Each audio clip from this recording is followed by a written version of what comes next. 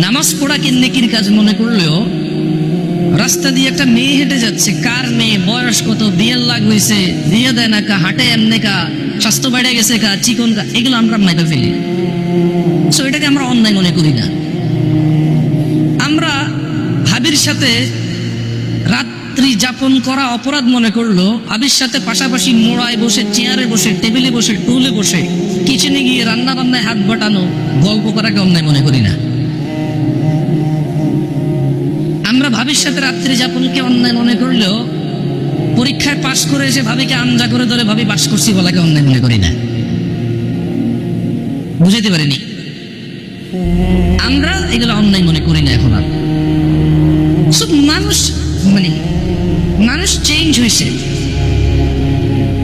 এখানে আবার ইবাদত মানুষ ভিন্নভাবে